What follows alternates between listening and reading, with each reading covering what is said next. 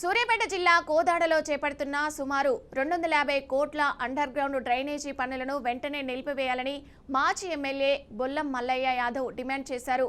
Black లిస్ట్లో ఉన్న కంపెనీతో పనులు చేపడుతున్నారని, నాసిరకం పైపులు, నాసిరకం నిర్మాణాలతో ప్రజాధనాన్ని దుర్వినియోగం చేస్తున్నారని ఆరోపించారు.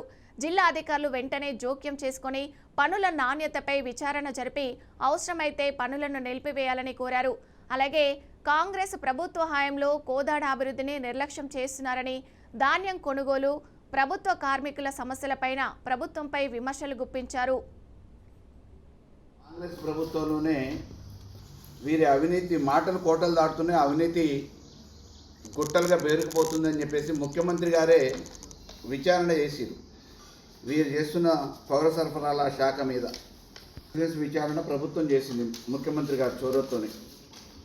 ధాన్యం గోల్మాలైంది, కోట్ల రూపాయల విలువ చేసే ధాన్యం గోల్మాలైంది వీరి శాఖలో అని చెప్పేసి ప్రభుత్వమే, వీరి సొంత కాంగ్రెస్ ప్రభుత్వమే వీరి మీద వీరి అవినీతి గురించి తెలిసిన తర్వాత విచారణ చేపట్టింది.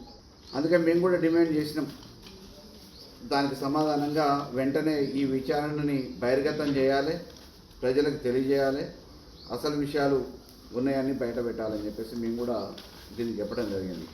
అంటే అవినీతి అనేది అధికారాన్ని అడ్డం పెట్టుకొని ఏ స్థాయిలో పౌర సరఫరా శాఖలో, నీటిపారుదల శాఖలో, ఆఖరికి ఇక్కడ శాసనసభ్యులుగా ఉన్నారు కాబట్టి ఇక్కడ ఎక్కడికక్కడ అందిన కాడికెల్లా అవకాశం ఉన్న కాడల్లా అవినీతికి పాల్పడుతున్న దొంగ సంస్థలతో పనులు చేయించుకోవడానికి ప్రయత్నం చేస్తున్నారు. కాబట్టి కోదాడు ప్రజల్ని